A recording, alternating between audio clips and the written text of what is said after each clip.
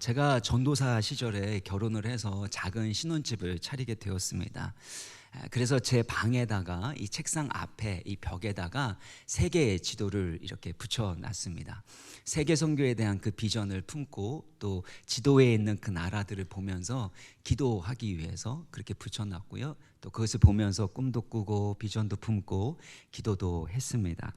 그렇게 2년이 지나서 이제 이사하게 되었는데요.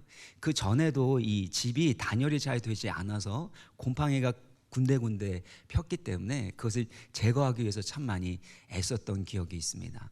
근데 이게 이사를 가려고 이 세계 지도를 떼어냈는데요. 커다란 걸 떼어냈는데 그 뒤에 곰팡이가 새까맣게 그렇게 펴 있는 겁니다. 얼마나 많이 곰팡이가 피었는지 그걸 떼는 순간에 이 곰팡이 가루가 두두두둑 떨어지더라고요. 그래서 그때부터 제가 곰팡이를 참 싫어하게 되었는데 그 세계 지도 볼 때마다 하나님이 주시는 그 비전들을 생각했고 또 그렇게 기도했습니다. 겉으로 봤을 때는 참 아름답고 또 어떻게 보면 고상해 보이는 세계 지도였는데 그 뒤를 보면 곰팡이가 새까맣게 이렇게 펴 있는 것. 전 그것도 모른 채 세계 지도의 그 좋은 면만 보게 된 거 보면서 우리의 인생이 우리 세상의 모습이 이런 모순이 있겠구나. 겉으로 봤을 때는 화려해 보이고 좋아 보이지만 사실 그 뒤에는 무엇이 있는지 그 속에는 무엇이 있는지 알 수 없는 것이 사람의 마음이고 인생이겠구나라는 생각을 하게 되었습니다. 오늘 본문에 등장하게 되는 여리고성 역시 겉과 속이 다른 모순을 가지고 있는 성읍이었습니다. 19절을 보면은요, 그 성읍 사람들이 엘리사에게 말하되 우리 주인께서 보시는 바와 같이 이 성읍의 위치는 좋으나 물이 나쁨으로 토산이 익지 못하고 떨어지나이다. 그러니까 성읍의 위치는 매우 좋았습니다. 그런데 물이 나빴다라는 건데요. 부동산과 관련해서도 좀 아시는 분들은 입지 조건이 90% 이상이라고 하죠.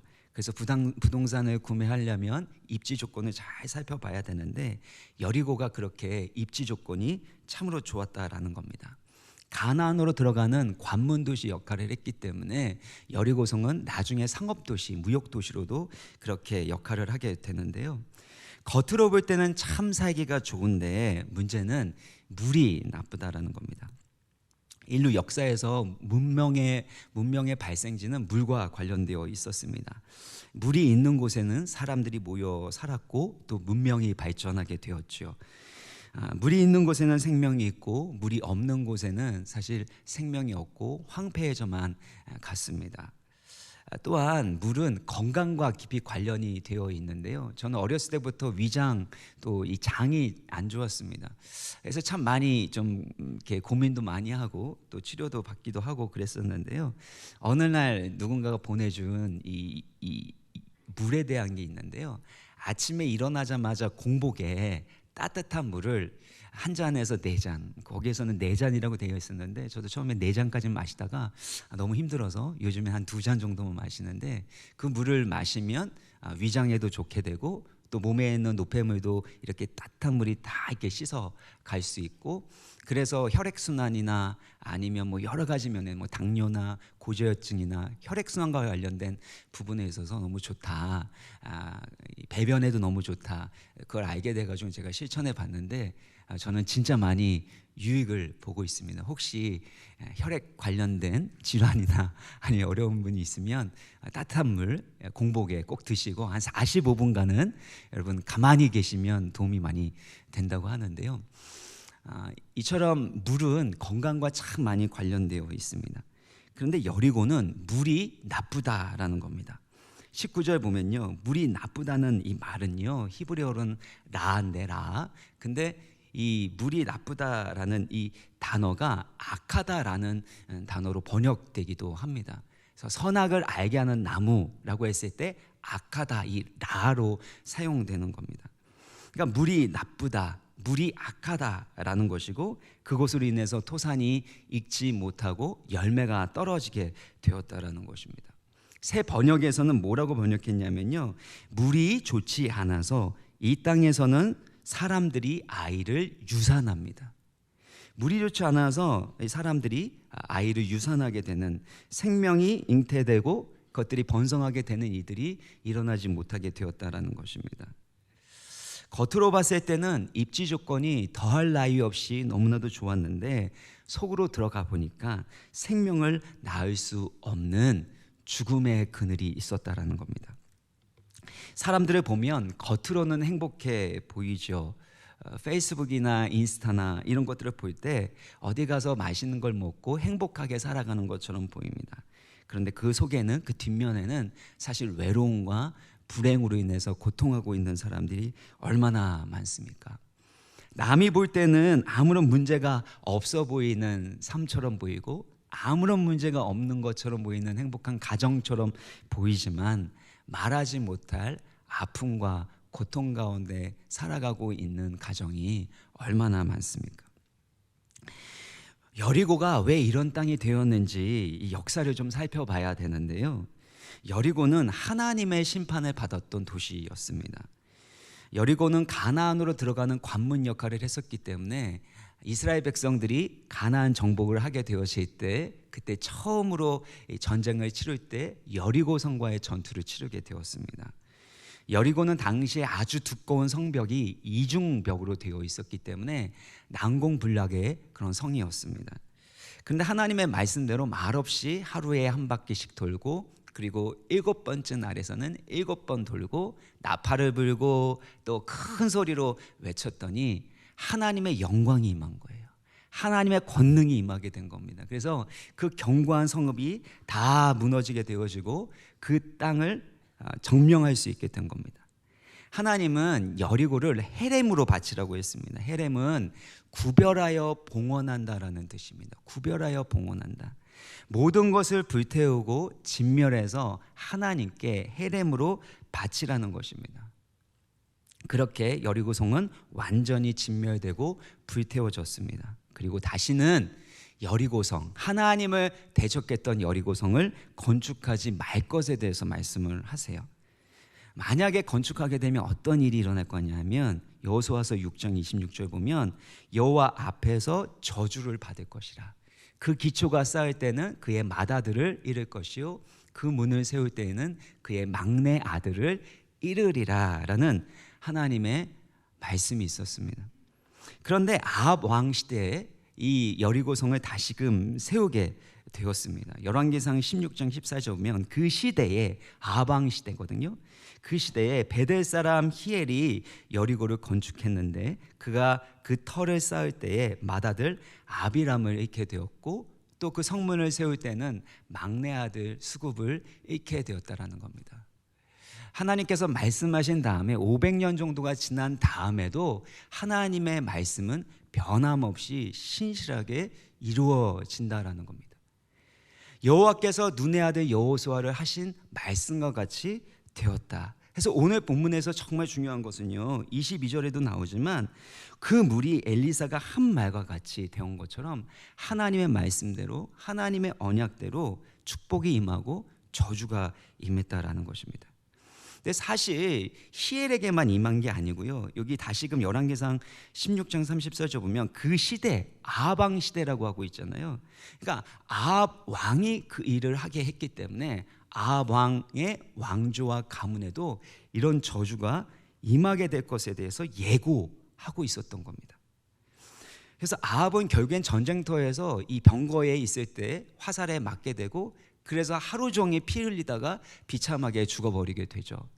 그의 아들 아하시아는 이 난간에서 떨어지게 됐습니다. 어떤 연고로 떨어졌는지 모르겠지만 떨어진 이후에 후유증으로 인해서 더 이상 그 침상에서 내려오지 못하고 고통스럽게 죽어버리게 됩니다. 이세벨도 마찬가지로 그의 시체를 개들이 와서 먹게 되는 그런 일들이 일어나게 되었습니다.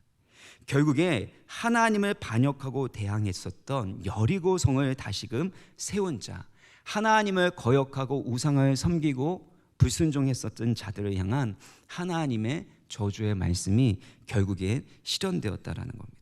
그리고 그 결과 물 근원이 오염되어서 생명의 열매를 더 이상 맺을 수 없는 죽음의 역사가 시작된 것입니다. 당시에 바알 숭배로 가득했던 여리고의 였습니다. 그런데 거기에서 있는 사람들이 엘리사에게 와서 요청하는 거죠. 이 생명과 죽음의 문제를 해결해 달라고 요청한 겁니다. 무슨 뜻입니까?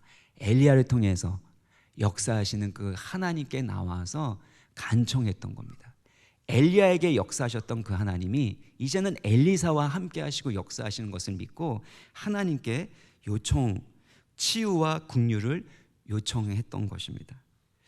문제없는 인생, 문제없는 가정이 어디 있겠습니까? 누구나 세상살이 살면서 모순과 고통을 경험하게 되고 수많은 문제를 겪게 됩니다.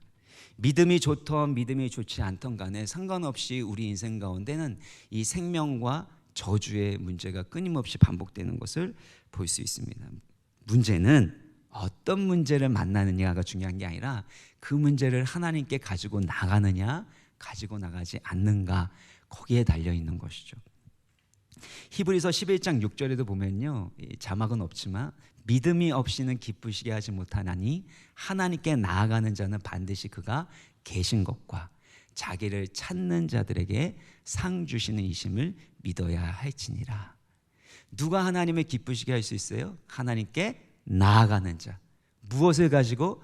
믿음을 가지고 나아가는 자를 하나님이 기뻐하시는 줄 믿습니다. 그리고 그 믿음은 무엇이냐면 두 가지인데, 하나님이 살아계시는 것과 자기를 찾는 자들에게 무엇을 주신다고요? 상 주신다라는 겁니다. 그래서 저는요, 금요 성령 집회에 오신 분들을 사랑하고 축복합니다. 새벽 기도에 오신 분들도 더욱이라고 하면 또 오시려나요? 네.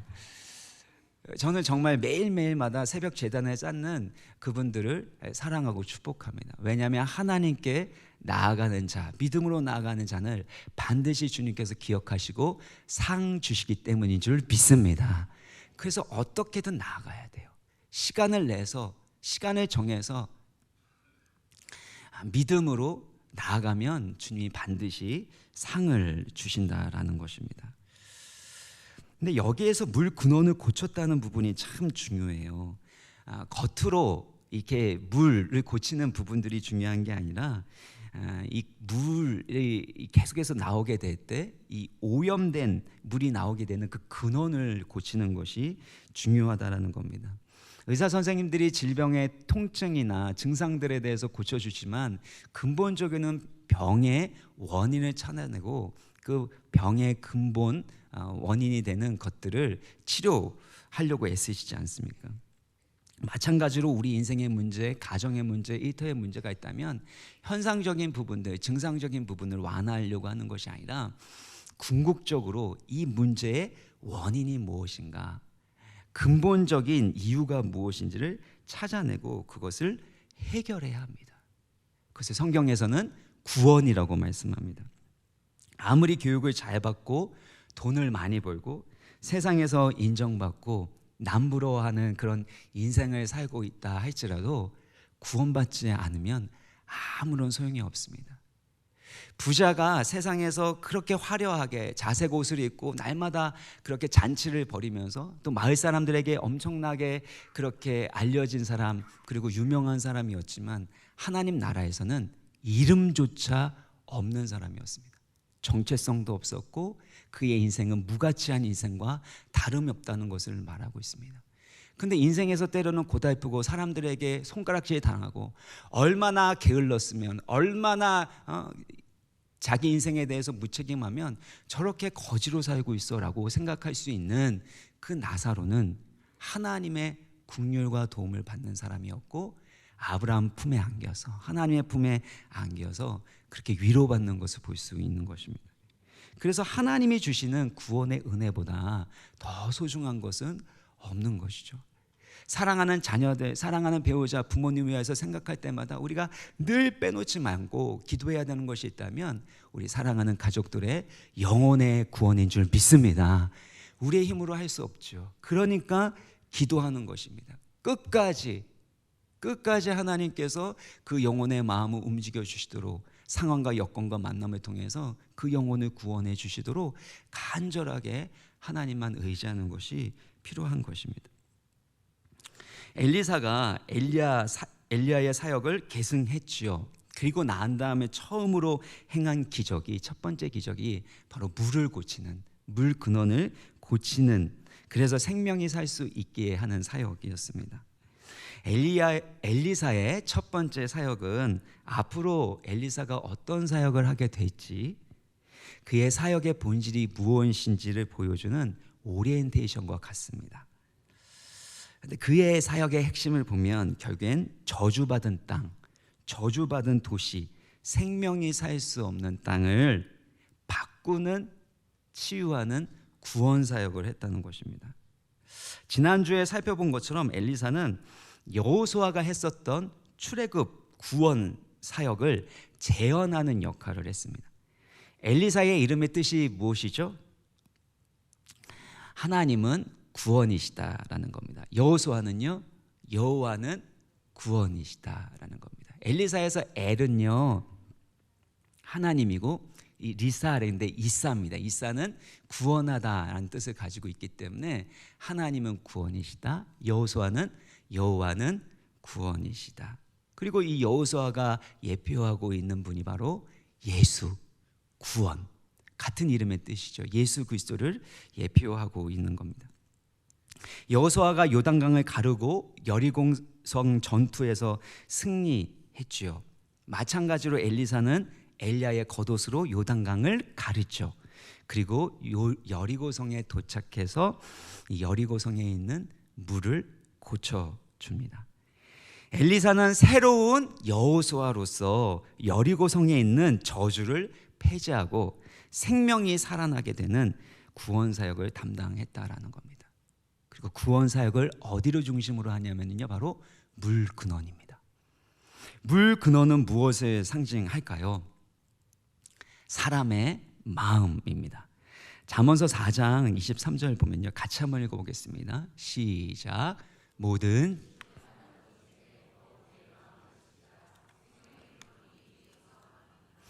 마음을 지켜라 라고 말씀하세요. 왜요? 생명의 근원이 이에서, 마음에서 나기 때문이라고 하겠습니다. 여기에 생명의 근원이라는 것은 생명수가, 생명의 샘이 흘러나오는데 어디서요? 마음에서부터 흘러나온다는 겁니다. 생명의 근원이 되고 생명샘이 솟아나오게 되어지는 이 마음이 고침받고 치유되지 않으면 아무런 소용이 없다라는 것을 이 본문은 가르쳐 주시는 거죠. 문제는 죄로 인해서 사람의 마음이 오염되고 부패되었다는 겁니다. 예레미야서 17장 9절을 새 번역으로 살펴보면요, 만물보다 더 거짓되고 아주 썩은 것은 사람의 마음이니 누가 그 속을 알 수 있습니까? 여리고성처럼 겉으로는 참 좋아 보이지만 그 속에는 죄악과 저주스러운 것으로 가득 차 있는 것이 바로 사람의 마음이라는 겁니다. 이것은 예수님의 말씀이기도 합니다. 예수님은 입으로 들어가는 것이 사람을 더럽게 하는 것이 아니라 바로 마음에서 나오는 것이 사람을 더럽게 하는 것이라고 하고 있어요. 그래서 마음에서 나오는 것은 뭐죠? 악한 생각과 살인과 간음과 음란과 도둑질과 거짓 증언과 비방이다. 이 모든 것이 어디에서부터 나와요? 마음으로부터 나오기 때문에 이 마음을 고치지 않고서는 아무런 소용이 없다, 아무런 소망이 없다라는 것이고, 구원의 역사 가운데서 하나님이 하시고자 하는 이 이도 우리의 마음을 고치시는 거라고 하는 거예요. 그래서 달라스 윌러는 마음의 혁신에서 우리는 마음으로 산다라고 합니다. 우리는 마음으로 산다.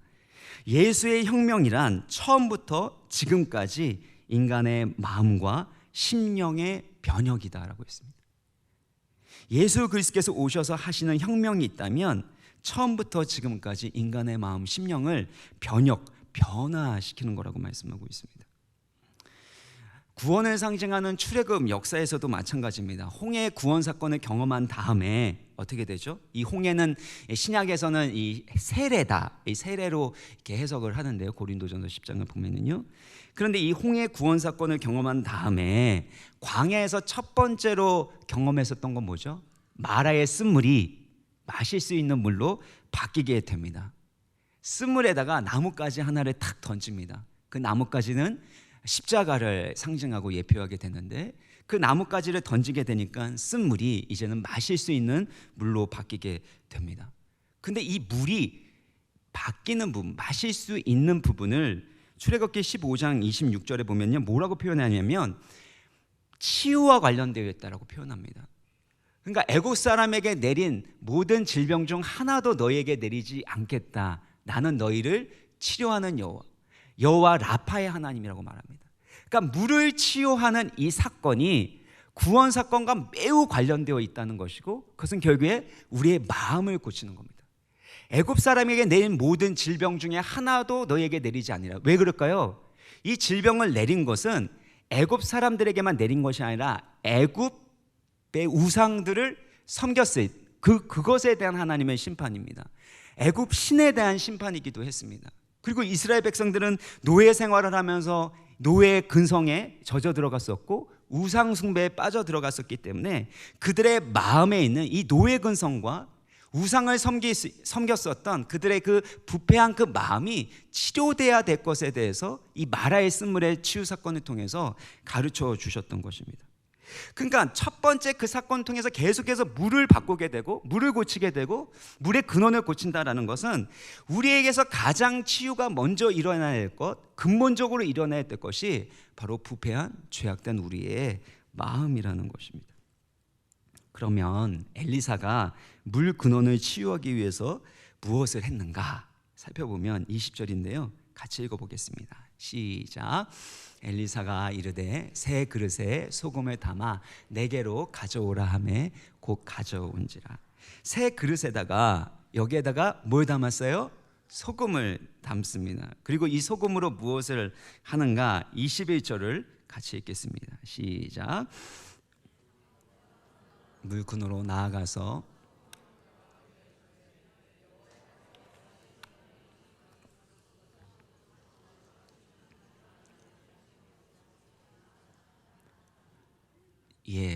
죄송합니다. 제가 맞춰서 잘 읽으셔야지 이게 한 목소리 이렇게 될 텐데 목이 좀 안 좋아가지고 물 근원으로 나아가서 그 소금을 그 가운데 던지게 된 거죠. 이 소금이 어떤 역할을 했을까요? 물을 깨끗하게 하고 정화하는 역할을 했을까요? 물 근원에 던져봤자 소금은 금방 녹아버리고 사라져 버리는 겁니다. 소금 그 자체에 어떤 물을 정결케 하는 또 물을 치료하는 그런 효과가 있는 것은 아닌 거죠. 너무나도 상식입니다.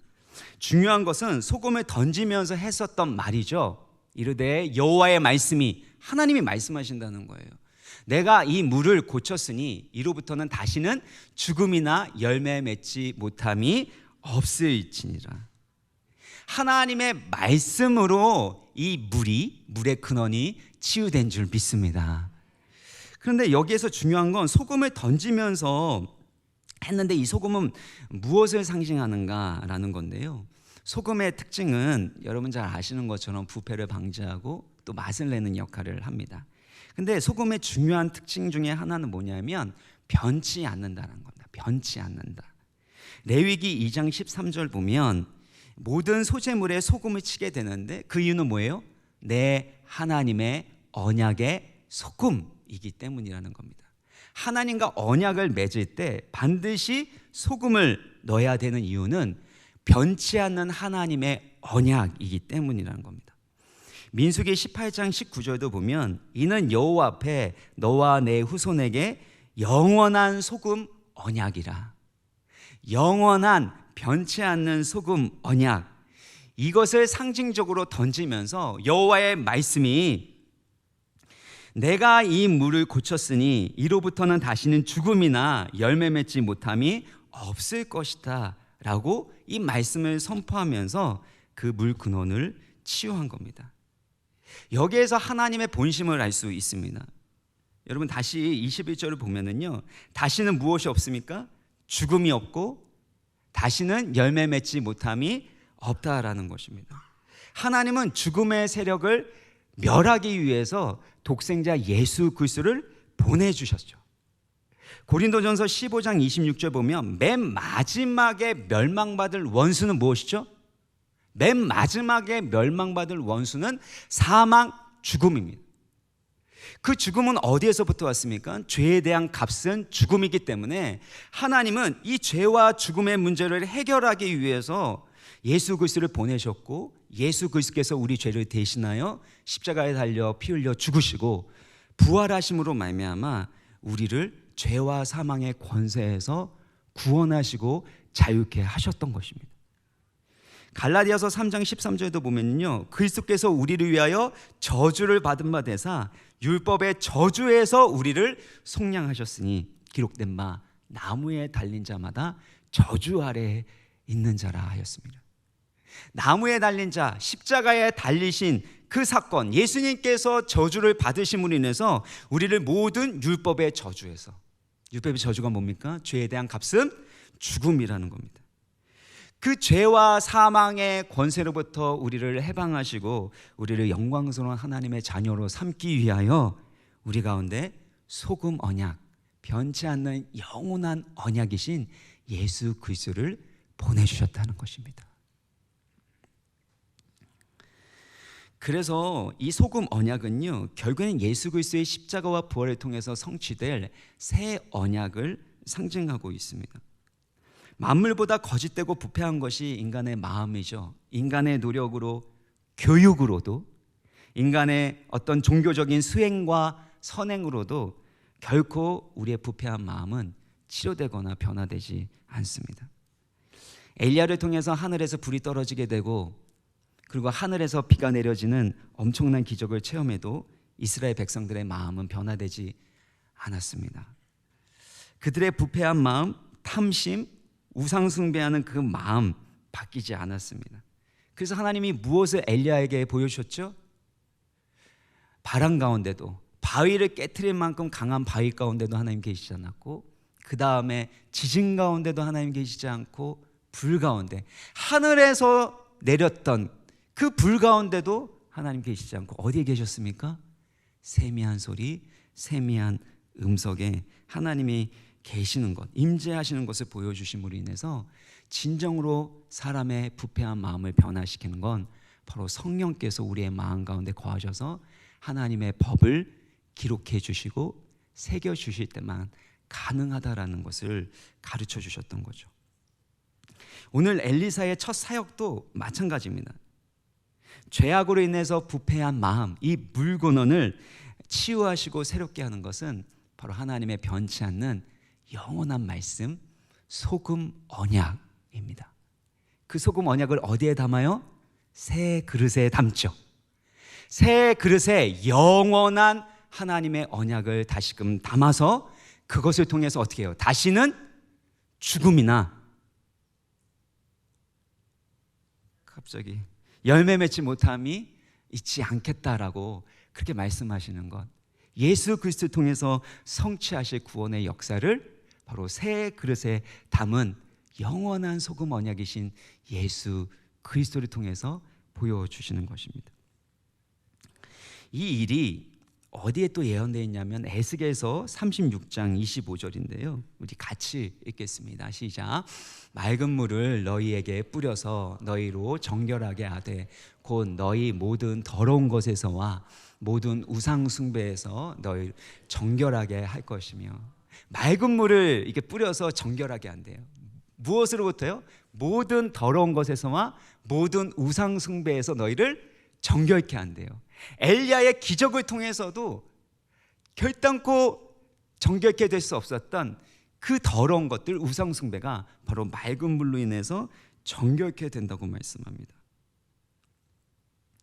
여기에서 이 말하는 맑은 물, 또 이 본문은요, 사실은 예수님께서 니고데모에게 물과 성령으로 거듭나야 된다라고 말씀하신 그 본문의 근거 구절입니다. 여기에서 맑은 물은 결국에는 성령을 상징하게 됩니다. 이따가 26절 그 다음 구절인데요, 그 다음 구절 같이 읽어보겠습니다. 시작. 또 새 영을 너희 속에 두고 새 마음을 너희에게 주되 너희 육신에서 굳은 마음을 제거하고 부드러운 마음을 줄 것이며, 결국엔 이 맑은 물로 씻어 버린다라는 것은 바로 성령을 의미하고 있는 겁니다. 요한복음에서 물과 성령으로 거듭난다라고 표현했을 때 이 물은요, 그 물 세례를 의미하는 게 아닙니다. 회개의 세례를 의미하는 게 아니고, 이 말씀이 3장에 있잖아요. 요한복음 3장에 물과 성령으로 거듭나야 된다 그랬죠. 4장에 보면 뭐가 나오죠? 사마리아 여인이 나오게 되죠. 내가 주는 물을 마시는 자는 영원토록 목마르지 않는데 영생하도록 솟아나는 샘물이 되리라. 이 샘물이 무엇을 말하죠? 예수 그리스도께서 주시는 생명수를 말하는데, 요한복음 7장에 보면 나를 믿는 자는 그 배에서 생수의 강이, 생명수의 강이 흘러나오리라고 말씀하죠. 근데 이 생수의 강이 우리의 배에서, 마음에서 흘러나오게 되는데 이걸 뭐라고 말하죠? 성령을 의미하는 겁니다. 그래서 요한복음에 있어서는 결국에 이 물은 성령을 의미하는 것이고, 또한 에스겔에서 말한 이 맑은 물 역시 성령으로 통해서 우리를 정결케 하시고 새롭게 하실 것에 대해서 말씀하고 있는 겁니다. 그러니까 반복해서 말씀하는 건 뭐예요? 성령이 아니고서는 우리를 온갖 더러운 것에서와 또한 우리를 우상 숭배하는 것에서 정결케 할 것이 없다라는 것입니다. 그리고 우리가 성령을 받기 위해서는, 거룩하신 성령께서 임하기 위해서는 죄의 문제가 해결되어야 되기 때문에 예수님께서 우리의 죄를 대신하여 십자가에 피 흘려 죽으셨고, 그 모든 죄값을 다 치르셨고, 부활하심으로 말미암아 하늘 성소에 올라가셔서, 승천하셔서 하늘 성소에 올라가셔서 영원한 제사를 드리심으로 말미암아 우리에게 영원한 하나님의 성령을 보내주시게 되었다는 겁니다. 이 모든 것이 바로 새 언약을 의미하는 겁니다. 그래서 요한복음을 보면은요, 예수님께서 행하신 첫 표적이 뭐죠? 가나의 혼인잔치에서 물을 포도주로 바꾸는 일, 물을 바꾸고 물을 고치는 일을 하셨던 겁니다.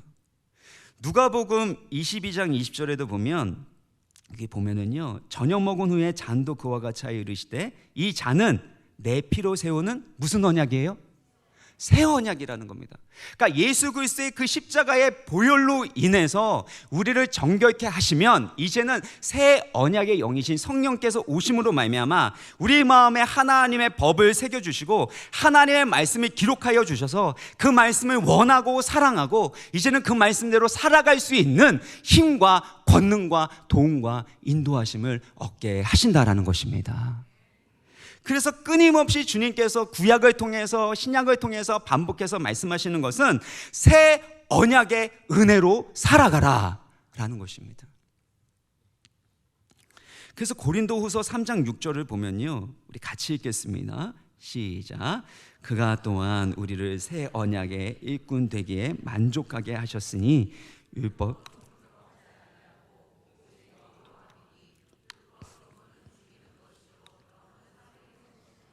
그러니까 구약 성경에 있는 이 율법은요, 사실은 하나님의 거룩함과 선하심과 완전하심을 나타내는 겁니다. 순결한 것이죠. 선하고 의로운 것입니다. 근데 문제는 뭐냐면 그것이 우리를 죽여요. 왜냐하면 부패한 우리의 죄된 본성 때문에, 우리의 마음 때문에 하나님의 이 법을 지킬 수 없으니까 결국에 이 율법의 조문, 의로운 것이 우리를 정죄하고 죽일 수밖에 없는데, 이제는 이 말씀을 우리 안에 새겨주시고 기록해 주셔서 그 말씀에 따라 살아갈 수 있도록 성령께서 도우시고 인도하시니, 성령은 어떻게 하시는 거예요? 살리는 것입니다. 그 성령으로 말미암아 죽이는 주의 그 율법을 이제는 지켜 행할 수 있게 된다라는 겁니다. 이게 복음이에요. 복음이라는 것이 단순하게 죄사함, 죄로부터 우리가 정결케 되었다, 더 이상 정죄는 없다, 이걸로만 끝나는 것이 아니라 이제는 하나님의 말씀대로 살아갈 수 있는 생명이 임했다라는 겁니다. 하나님의 말씀대로 순종할 수 있는 권능을 부여받았다라는 것입니다. 이게 복음인 거예요. 왜냐하면 예수 그리스도께서 우리 안에 사시니까. 우리의 옛사람은 그리스도와 함께 십자가에 못 박혀 죽었고 우리 안에 그리스도께서 사시는 것, 이게 새 언약 복음인 줄 믿습니다. 그래서 우리는 날마다 이 성령으로 살아가야 하고 성령께서 우리 가운데 말씀하시는 이 새 언약의 말씀, 복음의 능력으로 살아가야 하는 줄 믿습니다. 두 번째요, 물 근원을 고친다라는 것은 사회의 가장 본질적인 부분을 고친다는 뜻도 포함하고 있습니다. 저는 사회의 근원이 되는 물 근원과 같은 역할을 하는 것이 무엇일까 생각해 봤는데, 첫 번째는요, 가장 중요한 것은 교회이겠죠. 또한 가정이라고 생각합니다. 그리고 학교와 교육이라고 생각해요. 공통점이 뭔지 아십니까? 모두 사람을 양육하고 키워내는 일을 하는 곳입니다. 교회는 그리스도의 몸이고 만물을 충만하게 하시는 이의 충만이죠. 그리고 또 다른 그리스도의 제자들을 양성하고 또 삼는 이들을 하는 것입니다. 가정은 계속해서 우리 자녀들을 그렇게 그리스도의 교훈과 또 사랑으로 잘 양육해야 하는 그런 책임을 부여받은 곳이죠. 학교와 교육도 다음 세대를 양육하고 키우는 모판과도 같습니다. 근데 마귀는 끊임없이 이 세 공동체를 무너뜨리려고 하는 거죠. 동성애 문제나 포괄적 차별금지법, 이 모든 문제도 결국에는 가정의 문제와 관련되어 있고 또한 다음 세대의 그 양육과 관련되어 있는 것을 볼 수 있습니다. 결국에는 하나님께서 우리 가운데 주신 이 가정과 교육과 교회를 건강하게 또 하나님의 그 생명이 흘러갈 수 있는 곳으로 만들어가는 것이 중요하다라는 겁니다. 와우리 교회에서 가정교회 또 주일학교 사역 그다음에 우리 기독학교 통해서 그 사역을 참 잘해 오셨습니다. 근데 여전히 우리 가운데 치유되어야 될 부분, 바뀌어져야 될 부분들이 있다면 그것을 우리는 하나님의 음성을 듣고 그 말씀 앞에서 회개하고 정결케 하고 새롭게 하는 그 과정이 필요하다라는 것입니다. 특별히 이 교육에 대한 부분에 있어서 참 중요한데요. 이따가 찬양하겠지만 오늘 우리 눈물로라는 찬양이 있습니다. 우리 함께 보리라라는 찬양인데요. 붕황국의 고영원 전도사님이 작사 작곡한 곡입니다. 어떤 가사냐 하면 우리 오늘 눈물로 한 알의 씨앗을 심는다. 꿈꿀 수 없어 무너진 가슴에 저들의 푸른 꿈 다시 돋아나도록 우리 함께 땀 흘려 소망의 길을 만든다. 내일로 가는 길을 찾지 못했던 저들 노래하며 달려갈 그 길. 저는 고영원 전도사님이 이 간증하시는 걸 듣기 전까지만 해도 이게 북한과 관련된 이 통일선교와 관련된 찬양인가 생각을 했는데요. 알고 보니까 1998년도 제1회 기독교사 대회를 위해서 주제 찬양을 써달라고 했을 때 바로 이 찬양을 작곡했다고 합니다. 이 청소년들을 볼 때마다 대한민국의 그 교육 제도를 볼 때마다 꿈꿀 수 없어 무너진 가슴 가운데 그렇게 살아가는 그렇게 공부하는 이 청소년들을 보면서 참 많이 마음이 아팠다라고 합니다. 내일을 가는 길을 찾지 못했던 저들이 노래하며 달려갈 그 길이 열리기를 수축되기를 위하여 기도하면서 이 곡을 작곡했다고 합니다. 사랑하는 여러분, 우리가 해야 되는 일이 이런 일인 줄 믿습니다. 다음 세대를 살리고 우리의 가정을 건강하게 세워나가고 우리 교회를 통해서 또 다른 영혼들이 구원받고 치유받고 그리스도의 온전한 제자가 되는 일에 우리의 삶과 재정과 시간을 헌신해야 되는 줄 믿습니다. 여러분, 물 근원이 치유되지 않으면 겉으로 하는 모든 것들은 의미가 없습니다. 이를 위해서 먼저 우리의 마음이 변화되어야 됩니다. 자녀들의 행동을 바꾸려고 하지 마시고요. 바뀌지 않는 자녀들을 볼 때마다 불쑥불쑥 이렇게 튀어나오는 그런 안 좋은 말을 하는 나의 부패한 마음, 죄된 본성으로 인해서 습관화된 나의 모습이, 나의 마음이 먼저 치유되어야 하는 줄 믿습니다. 자녀를 주신 이유는 무엇일까요? 잘 키우기 위한 것일까요? 아니요.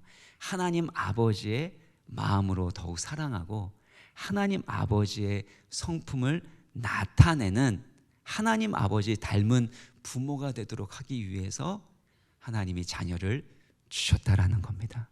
그래서 하나님이 사랑하는 자에게는 사춘기를 심하게 하는 자녀도 주시는 줄 믿습니다. 저희 집에는 전달하지 마시길 부탁드립니다. 네.